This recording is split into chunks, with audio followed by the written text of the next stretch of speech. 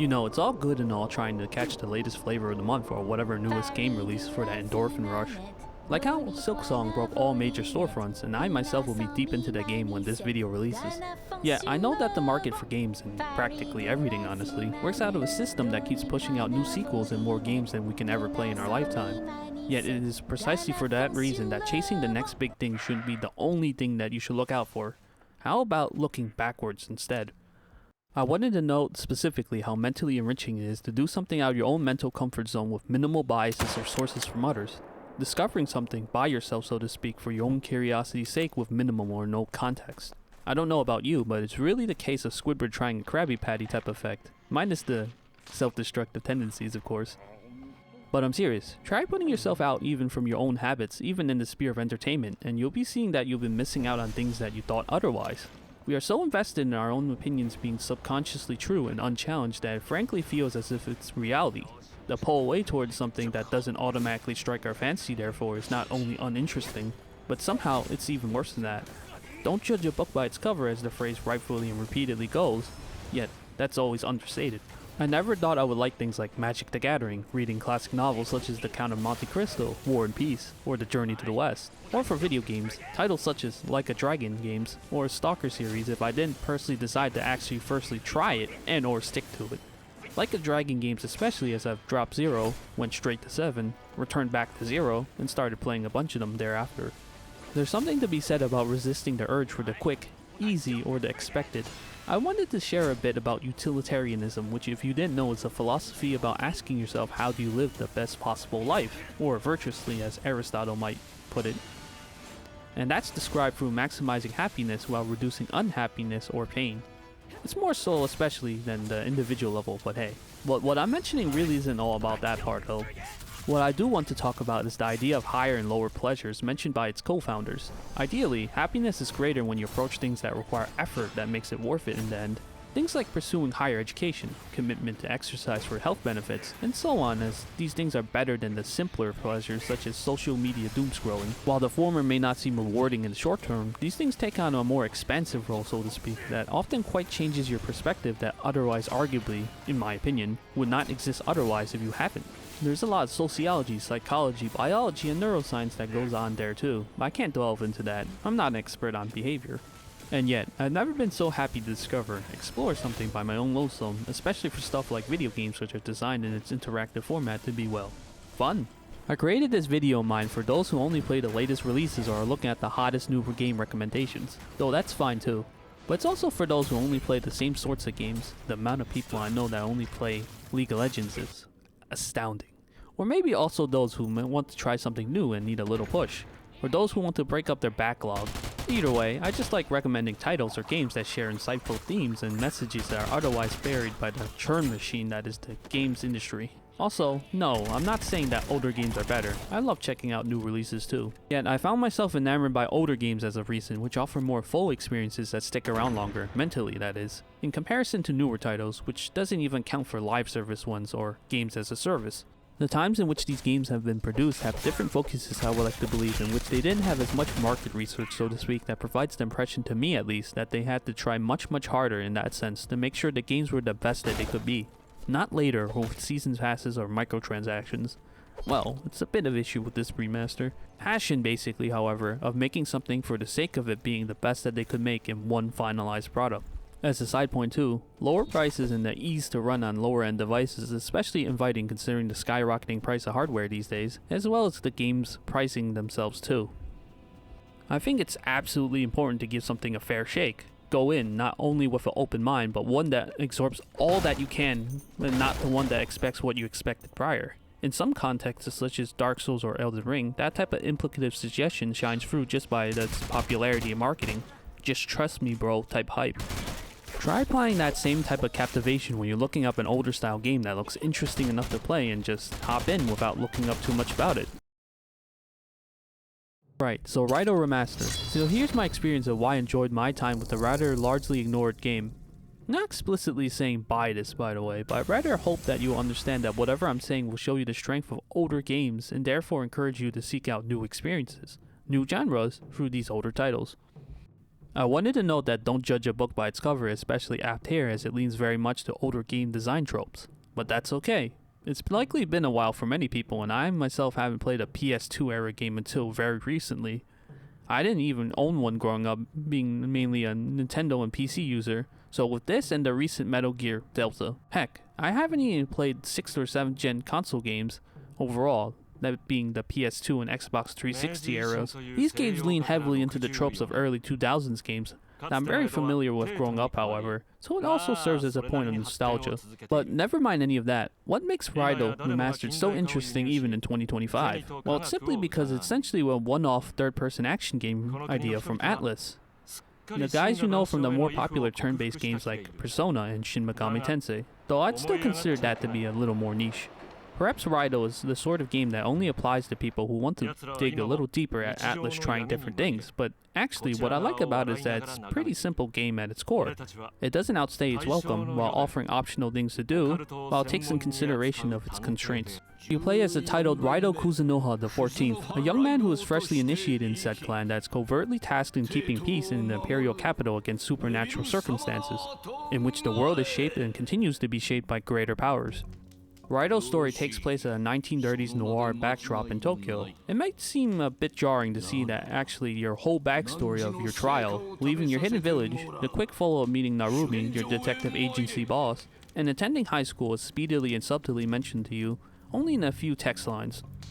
The point being, Atlus wanted players to experience the game's gameplay loop as quickly as possible with a minimal amount of player orientation, so to speak. Something I would say they struggle with overall, as Atlus conventions and even in their newer titles such as Persona 5 and Metaphor Refantasio take roughly around 3 to 4 hours to complete their introductions. It was quite jarring yet unexpectedly fresh to see them do otherwise, something I would attribute as an initial impressions when experiencing all forms of new media. Also, given that it's an older game, there's something to be said about its simplicity or outdated designs. It doesn't mean that it's bad. This is also especially a hard thing for me to subconsciously grasp for a long time. It's a funny thing too. People can and will complain that games are too simple, aren't to their liking, as it implies that there isn't much going on, yet upon watching how they interact with more complex mechanics, they don't do so at all. I won't unreasonably strawman any further, but take it like this. For older games particularly, for a mechanic to be seemingly simple enough, it has to be fine-tuned enough to work intentionally so, especially given the constraint of the technology at the time and how to effectively present itself to the player. It's not boring to be simple, rather it's simple to be intuitive.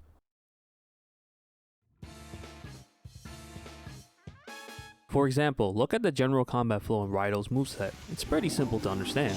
Unleash abilities in your main tools to exploit foes using mag, or magnetite, your magic bar or your replenishable mana pool or whatever. Regain mag by hitting enemies with your bread and butter combo, which has distinctive animations for each hit, and later your moveset can take on 2 other aspects that will change its speed, range, and timing. It's really easy to grasp, something I think people take for granted.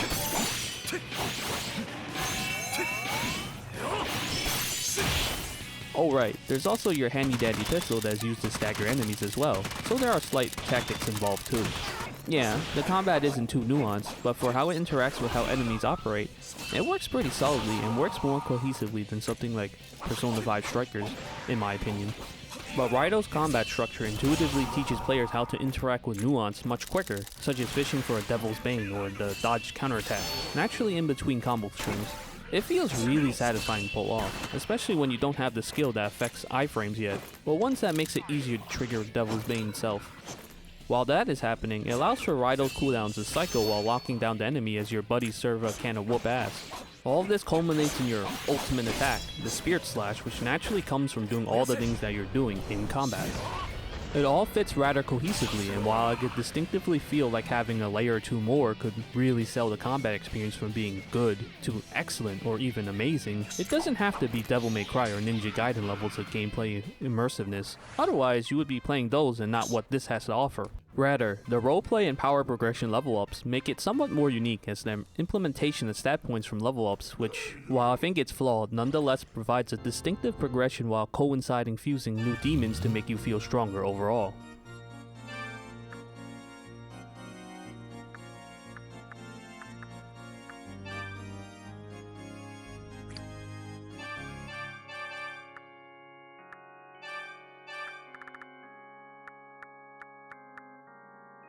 Another aspect is the demon themselves, of course, with detective work, as your demons are categorized in ways that appeal to the usage of certain abilities that distinguishes the same demon from their roles in Persona or Shin Megami Tensei. It's kinda clunky even given the remaster and how it works.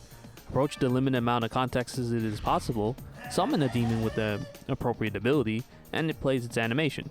Yes, it works really well for the context of the game itself, and like most things you get used to it, and that's really describing it as an initial reaction. I can recall a review for Nioh 2, a Souls-like game in which a person complained that light and heavy attacks were not mapped to the bumper and trigger of a controller and therefore did not recommend the game, as its Souls-like design should implicitly mean it should operate exactly like a Dark Souls game in how it controls.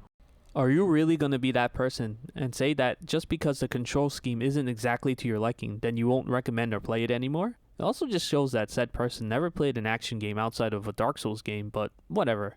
But if you're going to let such a minor thing stop you, well, how are you going to get anything done? Yeah, I understand there are entire industries designed specifically to take care of your problems or services tailored to individual needs, but it's a game. Sometimes you temper your expectations, and other times it should temper you. Raidou is the type of game that reaches the midway point of being very easy to immediately pick up and enjoy, while also catering to the people who want to maximize how well they interact with the game's mechanics. Yeah, you can min-max so to speak to make the game easier, but it isn't particularly challenging overall. The bosses and higher difficulty content isn't what we'll call top-notch, especially compared to their turn-based designs, which I know they are a top class for their niche. Does the next experience have to be the best dopamine rush you ever played in your life since then? No, it doesn't, and thinking like that places a hierarchy of experiences that diminishes everything else, that doesn't reach that pinnacle and is frankly unrealistic. This is a rather very comfy game to play. Yet it also has tons of small details that put a smile on my face. In the Atlas opening logo, a random demon calls out to Raidou, and the simple act of doing so is really cool for making it a bit more personal. Raidou.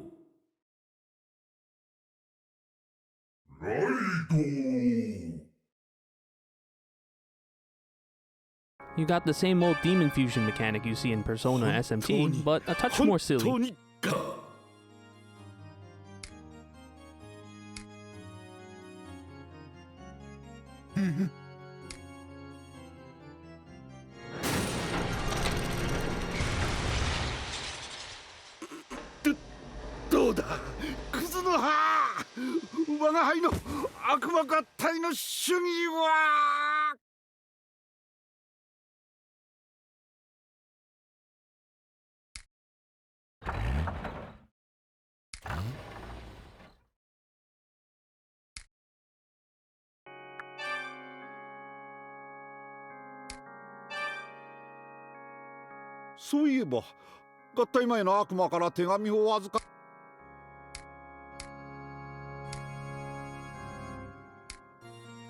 And you got Goto, your talking cat sidekick, who isn't the type you see in cartoon shows. He's a great character as he doesn't take the conventional sidekick role of being a spunky, hot-headed gremlin that snaps at the protagonist to try to prove his worth. Rather, he's actually quite considerate to Raidou and genuinely cares about him as a mentor-type figure. He acts like an old guy as he basically is one.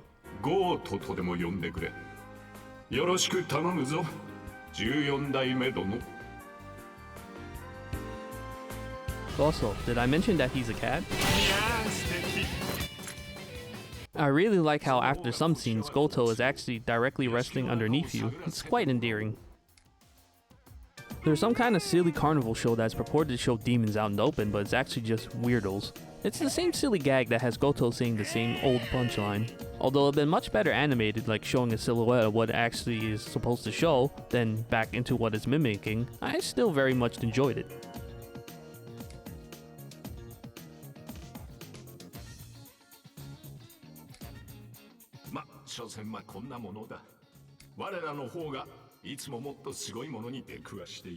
But speaking of people that you will meet, you will have a bunch of oddballs for characters.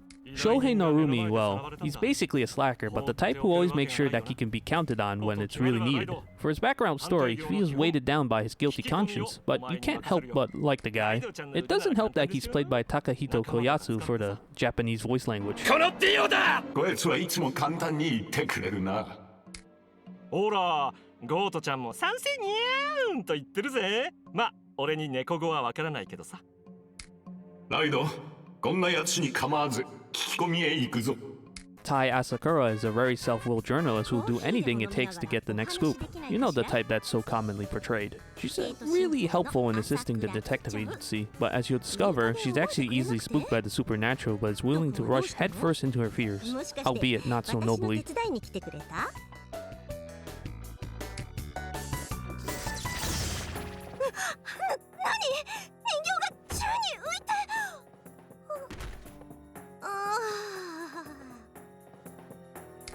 Dr. Tsukumo is some guy who has a PhD and works at the amazing science lab, which is located in a literal trash heap. Studying what, you may ask? Rocket ships in space, of course. He's actually very necessary for the plot, I assure you.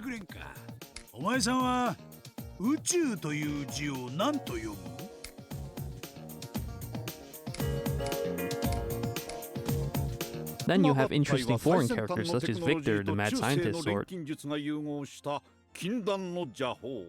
and Rasputin. Yes, that one, but also not that one. I won't explain.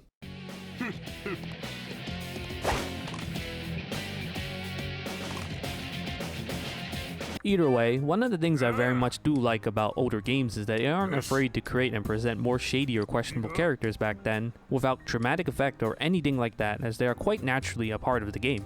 The rather seedy, uneven parts of its setting, scenarios, and themes presented as the shady noir setting is really sold by the strange people you meet along the way. Yet, they usually have more redeeming qualities than not if you look past the first impressions. And such extends back to the shape or impression of the game, so to speak. Sometimes it feels as if the story itself doesn't rise above the ideas and associations of its time period, yet at other times it does. There's this peculiar wavering sense of it being both of the times and expressing ideas beyond it that is really well welded together, and that fits perfectly in its themes of struggling with future uncertainty. The most interesting part of it is that Atlus wasn't afraid to make characters seemingly generic or fit the idea of a minor or side character for the sake of it. Some characters exist simply for the function of advancing the story, and that's okay. No need for complex backstories or reasons why some characters should exist.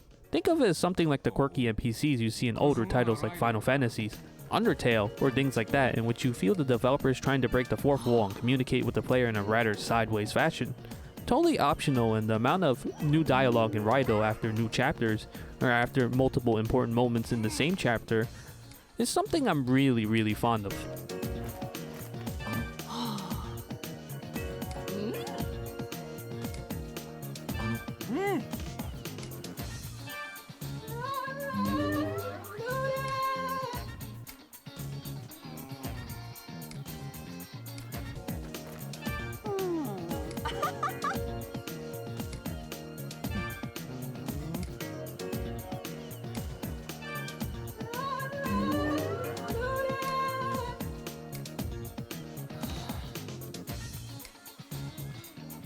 It's a bit more abstract, but I also appreciate the subtlety in the writing compared to their other titles, as it often doesn't shy away from more grittier subjects. I feel it really is like a halfway point in between something like Persona and SMT, as it has dark or serious moments with a seemingly jarring expression of humor.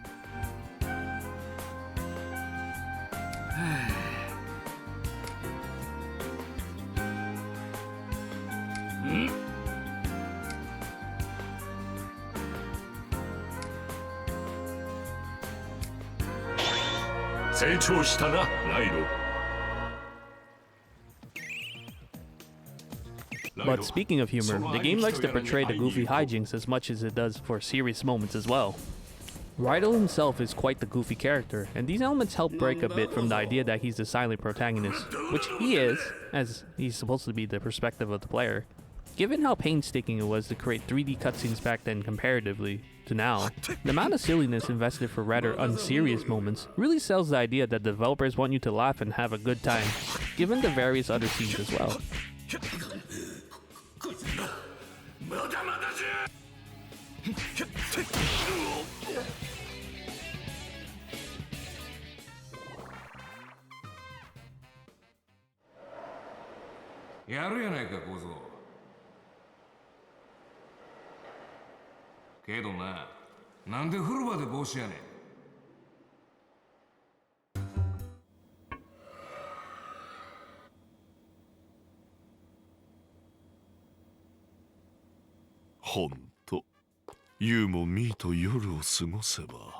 ミーの凄さがわかる。ん？邪魔しないで。でさ、ミーはもうユウもしつこい。 I also want to note how amazing the music and ambience is, of course, and it does a great job in tying the experience together. A lot of people praise the music in Atlus's more popular titles, yet I'd consider the work in Raidou to be just as great. My only complaint is that there isn't enough of it.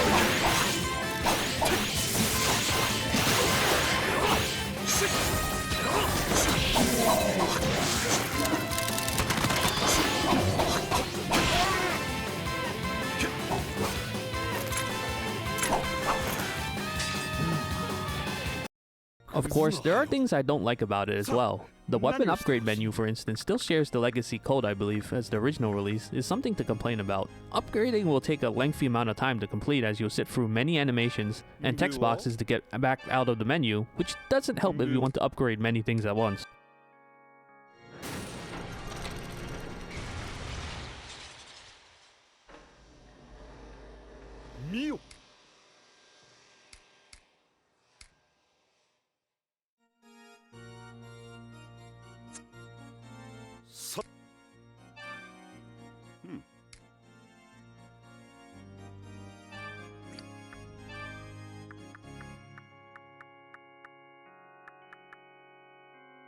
Selling items doesn't work like the rest of their games, as they will automatically do so based on whether it's intentionally a value item or not.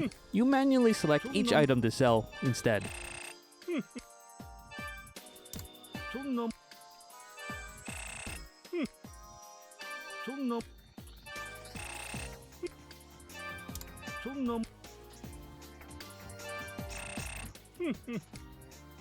The puzzle sections for the game are largely unimpressive.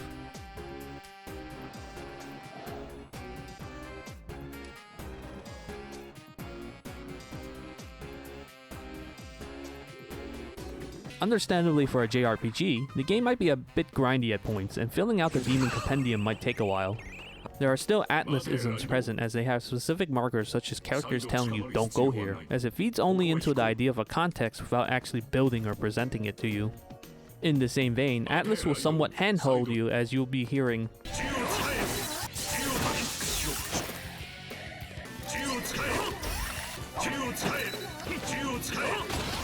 the new demons and DLC content isn't worthwhile compared to their similar offerings in other titles as well. Also, while the allied demon dialogue is great, it gets a bit repetitive as based on the class or organization of the demon. Yet, all in all, when I beat the game, there's this sense of satisfaction realizing a story seen from start to end in a way that you don't get in modern titles. Perhaps the structure is a bit antiquated and generic, yet I found myself with fond memories of the game long after beating it, even though it's on the less notable side of games. It does exactly what it tends to and sticks to it, which I've noticed that newer games often have a larger relative scope, mini-games or extra things to do. There is something in that in Raidou as well, post-game however. Sometimes you just want a game that is largely committed to portraying its overall message.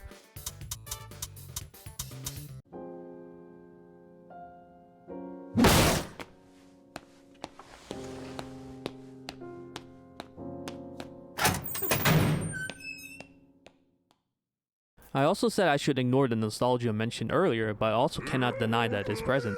There's a peculiar charm to it that's difficult to put into words, like for example the perspective of Raidou engaging in cutscenes prior to battling and the like that, and the specific framing, dialogue, and timing that makes me go, perhaps it's more of an acquired taste, yet how do you get there in the first place? You gotta try it first, and I'm definitely on the side of you gotta try it first to understand it at least. Things like reusing the map with a different flair like Metroid Prime 2 is something I appreciate as a constraint, or the same animations that play for demons. The best way I can describe it is that it's just simply fun for fun's sake, and a lot of older games capture that feeling really well. Yet, understandably, I think I understand why the game isn't so popular, however, as its price is likely one of the major factors of why it isn't so sought out. Yet obviously, there's a whole sea of other games and more to check out, and I highly suggest you should try looking for yourself.